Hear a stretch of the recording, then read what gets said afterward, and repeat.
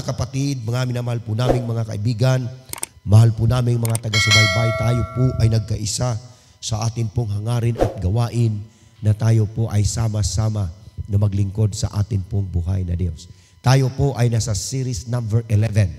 At mamayang hapon, tapusin po natin ang atin pong series na ginagawa hanggang series number 12 dito po sa katapusang Iglesia na iniwanan at babalikan ng atin pong Panginoon. Tayo marahil mga kapatid, ang atin pong pag-aaral, ang atin pong gawain ay hindi upang manakit, kundi upang gisingin tayo at magbigay tayo ng mensahe sa bawat mananampalataya, sa bawat tao na narating po ng ating mga tinig. Sapagkat ang atin pong ginagawa, ito po ay mga paalaala para po bago babalik ang atin pong Panginoon, mayroon po siyang mga sinulatan at mayroon po siyang mga pinaalalahanan na mga kapatiran sa atin pong iglesia. Tayo po ay pagpapatuloy sa atin pong ginagawa at sa atin pong pag-aaral. Series number 11 po tayo. Ang sabi ng atin pong Panginoon, ginto, damit ng katuwiran, ay nandyan na kanya nang ipinadala at isinulat sa iglesia po ng Laodicea. At ang pangatlo, mga kapatid, ito yung tinatawag na eye salve, yung pampahid sa mata, gamot sa mata. So alam po natin ang kasaysayan na itong iglesia ng Laodicea, ito po ay tinawag na lukewarm o malahininga. So alam na po natin ang kasaysayan, ang mga meaning nito, bakit tinawag po siyang lukewarm, bakit tinawag siyang malahininga, sapagkat hindi gusto ng ating Panginoon ang kanila pong gawain. Bagaman sila ay nasa mataas na kalagayan ng lipunan, sila po ay mayroong kakayanan maging ang kanilang iglesia, pero hindi po ito gusto ng Panginoon. Kundi ang gusto ng Panginoon, kung ano ang gusto niya, yan ang ipinapasunod niya sa kanyang iglesia. Kaya po natin ito pinag-aralan isa-isa mga kapatid, kaya medyo mahaba sapagkat wala po tayong iiwanan dito na mga salita ng atin pong Panginoon. Ganon din ang mga ating referensya at manunulat na tayo pong lahat ay nakasunod kung ano po ang dapat gawin ng ating Panginoon sa ating iglesia o sa kanyang iglesia na babalikan. Napakabuti ng Panginoon mga kapatid. Bago po tayo magtatapos dito po sa ating pinag-aaralang series dito po sa iglesia ng Laodicea, mayroon po siyang mga panghuli na mga salita at panawagan para po sa kanyang mga anak. Ang gamot, importante po yan. Mayroon pong mga ibang mga naniniwala at paniniwala na ang gamot ay hindi siya nakakapagbigay ng gamot kung saan siya po pwedeng igamot. Pero dito po sa atin pong pag-aaral, mayroon pong sariling gamot ang atin pong Panginoon. Kasi nakita niya na kahit ang iglesia ay mayroong kakayanan, masigla na naglilingkod, kaso lang mayroon pong pagkukulang. At ang pagkukulang na ito na isinulat ng Panginoon sa iglesia ng Laodicea ay dapat po nating maalaman. Kasi habang tumatakbo at tumatagal ang panahon, at habang tayo'y gumagawa at naghihintay sa atin pong Panginoon, mayroon pong mga dapat gawin. At ang dapat gawin, ito yung hindi nagagawa ng mga anak ng Diyos. Kaya ang iglesia ng Laodicea, dahil sila ay sagana, nakakalimutan nila ito. Kaya concern ang Panginoon para sa mga bagay na ito. Sabi niya, ang tagal nyo nang gumagawa ng gamot para i-deliver sa iba't ibang bansa na nakapalibot, pero hindi ninyo nakita ang mga sakit na nasa inyong mga mata. At ang sakit na ito, mga kapatid, ay walang iba kundi hindi nila nakikita ang kanilang kamalian. Kaya sabi ng Panginoon, maglagay kayo ng pangpahid. At ang pampahid na ito, walang iba kundi ang pangpahid na nagmula sa ating Panginoon. At sa espiritual na kalagayan, isa lang ang nakita niya na kahinaan sa Iglesia. At ang Iglesia ng Laodicea, kapatid, mahal na mahal siya ng Panginoon. Bagaman siya ay nagkamali, nagkasala, at nakita niya ang lahat ng hindi niya gusto, mahal niya ang Iglesia. Kaya sinulatan niya ito. At dahil sa pagkasulat niya ito, dahil hindi nakita nila ang kanilang sariling pagkakamali, ipinakita ng Panginoon para mabigyan ng lunas ang problemang ito. Alam niyo po ba ang problema number 1 sa Iglesia ng Laodicea? Malahininga nga ang tawag sa kanila. Kasi ngayon, susunod sila, bukas, hindi na naman susunod. Ngayon, gagawa sila ng kasalanan, bukas, hindi na naman gagawa ng kasalanan. Kumbaga, ang kanilang buhay, kapatid, pay-giwang-giwang. Hindi nakita nila yan kahit sila'y mayroong kakayanan. Ang Diyos ang nakakita sa kanilang ginagawa at sa kanilang kasalanan. Ang Diyos ang nakakita kung ano ang ating ginagawa sa ating Iglesia sa huling kapanahunan. Nakita niyo, kapatid, ang mensahe ng ating Panginoon sa Iglesia ng Laodicea ay siyang pinakamabigat na mensahe ng ating Panginoon sa atin pong huling kapanahunan. Kailangan mong patakan, kapatid. Kulay pula na mata mo, hindi na makikita kung ano mali mo. Ang Diyos ang nakakakita. Ang Diyos din ang tanging nakakaalam kung ano ang pwede niyang igamot. Kaya siya ay nanawagan sa atin, kinounsel niya tayo, na kayo maglagay kayo ng pamahid. Kumbaga, eye drops, yan po ang gamot sa mga napupulang mata. Dahil hindi nyo nakikita ang inyong kasalanan at ang inyong kahubaran. At ang tanging nakikita, mga kapatid, ng mga kapatiran sa Iglesia ng Laodicea, kung ano ang pagkakamali ng iba, yun ang laging nakikita. At yung kanilang sariling pagkakamali, hindi nila nakikita. Gumagamot sila sa lahat ng mata doon sa labas ng kanilang Iglesia. Pero ang kanilang sariling sakit sa mata, hindi nila nakikita at ang nakakita nito ay ang atin pong Panginoon.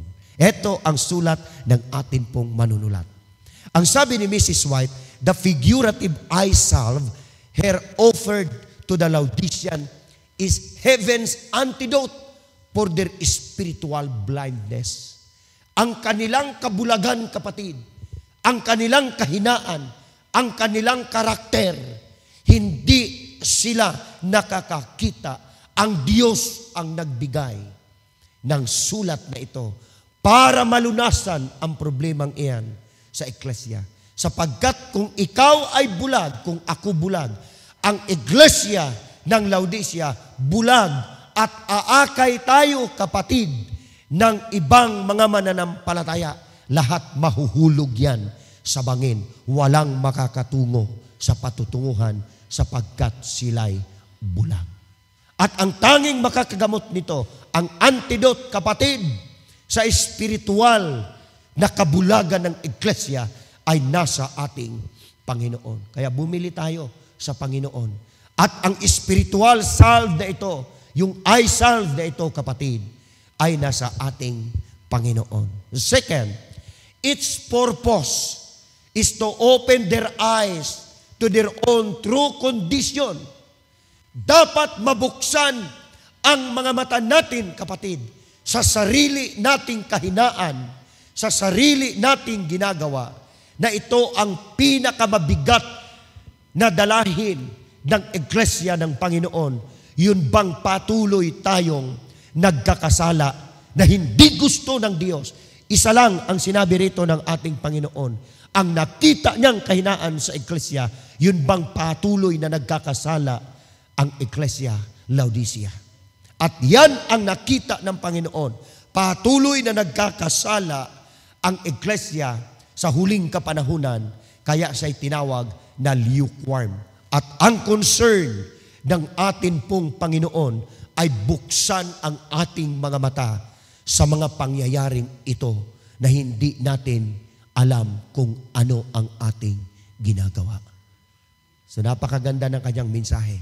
Bakit? Ang sabi nga po ng isang awit, bago mo linisin ang puwing ng iba, linisin mo muna ang puwing ng iyong sarili. Maging ang aking sarili, kapatid. Because the purpose is to open their eyes to their own true condition. This is the work of the Holy Spirit. Kahit anong gawin ng tao, kapatid, kahit anong gawin ng Iglesia, kung hindi natin imbitahan ang banal na Espiritu, wala pong mangyayari sa atin. Kaya tayo nagpapatuloy sa atin pong ginagawa kasi ang banal na Espiritu nariyan sa atin. This eye salve may also to be taught of a representing that spiritual grace which enable the Christian to distinguish between truth and error, between right and wrong. At sa pamamagitan ng pangpahid ng mata na nagmumula sa Diyos, kapatid, ito ngayon ang magbibigay daan at magbibigay siya ng pamamaraan. Paano mo malaman na ang iyong ginagawa at ang aking ginagawa, ito ay mali o tama? Ang mensahe ng ating Panginoon sa Iglesia ng Laodicea, kapatid, yan din ang magiging mensahe ng Panginoon sa kanya pong kalagayan dito sa Iglesia na kanya pong pabalikan. Ang sabi po rito, mga kapatid, kailangan makita natin ang ating sariling dumi. Makita natin ang ating sariling pagkakasala. Aminin natin ang ating pong pagkakasala. Lalapit tayo sa atin pong Panginoon. Individual po ang kanyang panawagan para po sa atin. At unang-una alam po natin, ang pure na ginto, pinabibili niya. Ang pure na white linen, ang tunay na damit, kanyang pinabibili. Ang tunay na pamahid, kapatid, kanyang pinabibilian para yayaman ang Iglesia ng Laodicea, hindi sa material na bagay, kundi yayaman ang Iglesia ng Laodicea sa espiritual na mga bagay. Sapagkat ang espiritual na bagay na atin pong kinabubuhay, dapat ating ma-realize ang tunay na kalagayan ng atin pong Iglesia. Mga minamahal na mga kapatid, ang ending nito sa panawagan ng ating Panginoon, kailangan natin ng repentance. Wala hong perfect sa atin. Wala hong matuwid sa atin. Pero ang atin pong ginagawa, dahil sa biyaya ng Panginoon, by the grace of God, and by the robe of righteousness, at sa kayong dalitsay na ginto na ating binili sa Panginoon, yan ang magbibigay daan sa atin para tayong lahat ay magkaroon ng pagsisisi sa ating mga kasalanan. Ang sulat ng Panginoon sa Iglesia ng Laodicea, hindi po yan nababago hanggang ngayon. Bakit hindi binago yan hanggang ngayon? At naroon pa sa aklat ng Apokalipsis, kasi gusto ng Diyos, kapatid, na walang mawaglit sa kanyang mga anak. Sulat ni Mrs. White, let the heavenly eye salve be applied to the eyes of your understanding. Ang makalangit na pamahid sa pamamagitan ng Espiritu, tayong lahat, mga minamahal, mga kapatid, malalaman natin kung ano ang ating magiging kalagayan. That you may distinguish between truth and error. Atin pong siyasatin ang ating mga sarili at ang sanglibutan, lalo tigit ang atin pong mga pananalita. And when you find, thus saith the Lord, take your stand, mga minamahal, tatayo tayo na matibay at matuwid sa harapan ng atin pong Panginoon. Ito pa, concentrate all that there is of you, soul, body, and spirit to the Savior. Yield every power that you have control of the Holy Spirit. Kailangan ang mag-control sa atin ay ang banal na Espiritu.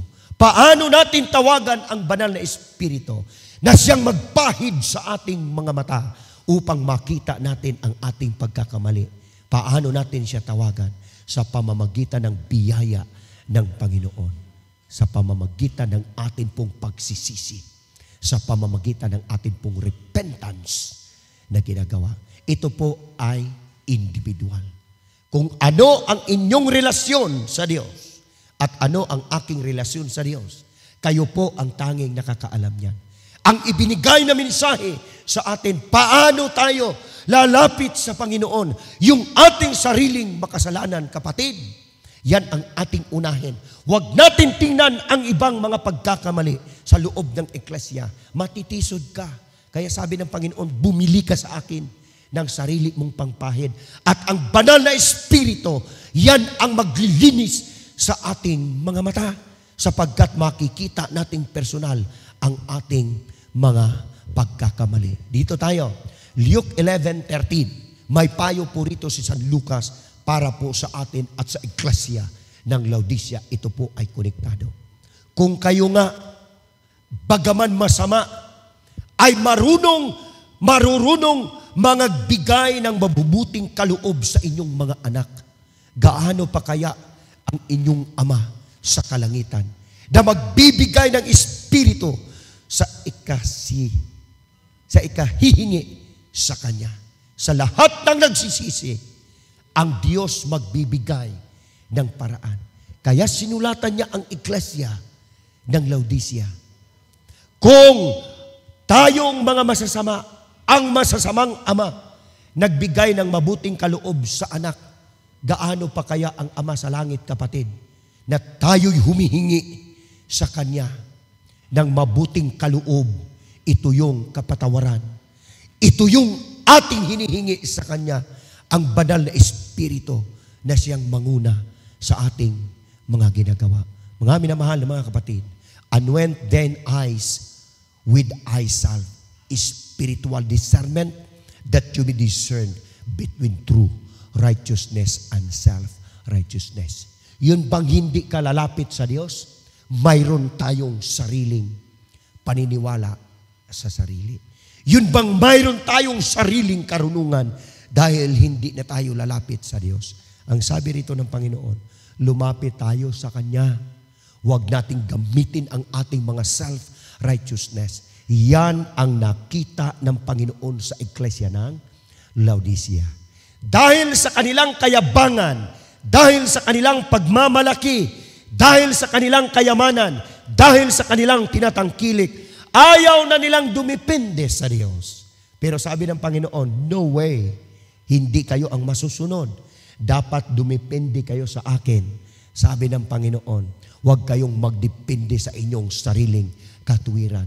At ang kalinisan, ang katuwiran ay nasa ating Panginoon. Nga minamahal na mga kapatid, si Bartimeus, ang tagal na niyang bulag. Literal. At ang tanging pag-asa ay nasa kanyang tagapagligtas. Ang ating eklesya, ang iglesia ng Laodicea, mula nung sila'y itinatag ng Panginoon, naging bulag ang kanilang paglilingkod. Bakit, kapatid? Kasi binulag sila ng kanilang mga sariling prinsipyo, mga sariling ginagawa. Hindi sila nakadepende sa atin pong Panginoon. Ang tanging pag-asa ni Bartimeo na muli niyang masilayan ang liwanag ay nasa Panginoon. At nung pinagaling siya ng atin pong Panginoon, ang kanyang unang nakita ang kaluwalhatian ng atin pong tagapagligtas. Ang kagalingan ng ating eklesya, ang kagalingan ng iglesia ng Laodicea. Tapos na, kapatid, ang kanilang karanasan. Ang atin pong hinahangad kasalukuyan, ang kagalingan ng atin pong eklesya sa patuloy po nating kasalanan na nagagawa. At ang ating tanging pag-asa at liwanag, yung katuwiran, ay nasa kamay ng atin pong Panginoon. Nung siya po ay gumaling, hinaplasan ng Panginoon ng personal na haplas ang kanyang mga mata. At pagkagising niya, pagpabukas ng kanyang mata, ang liwanag ng tagumpay ang una niyang nasilayan. Kaninong mukha, kapatid? Ang mukha ng atin pong Panginoon. Sa atin pong ginagawa, sa atin pong hinihintay, matatapos din ang ating paghihirap. Sapagkat babalikan ng Panginoon ang kanya pong tunay na iglesia. Bagaman malahininga ang kalagayan, hindi tayo isusuka sapagkat ang kanyang iglesia may panahon na susunod at susunod sa atin pong Panginoon. Ang atin pong ginagawa, mga kapatid, upang tayo'y ilapit sa Diyos. Ang atin pong ginagawa tuwing umaga at hapon ay atin pong ilagak ang ating paglilingkod sa Diyos. Lalo tigit ang atin pong ginagawa dito sa ating ministry. Tayo po'y magsisi sa ating mga kasalanan. At ang ating tanging ipahid, ang banal na Espiritu na siyang magbibigay sa atin ng daan. Paano tayo muling mabuksan ang ating mga mata? Iwanan na natin ang ating mga ginagawa. Lahat yan sakop. Salita, gawa, lahat ng ating kinikilos, lahat ng ating mga nagagawang kasalanan, ilapit natin sa Diyos para ang ating huling masilayan, huli nating makita ay ang mukha ng ating pong tagapagligtas. So series number 11, mamayang hapon ang series number 12, lundo ng ating pong pag-aaral, ang pinakahuling mensahe ng ating Panginoon sa kanyang iglesia na kanyang babalikan. So ito po ang ating dalangin sa pangalan ng ating Panginoong Jesus.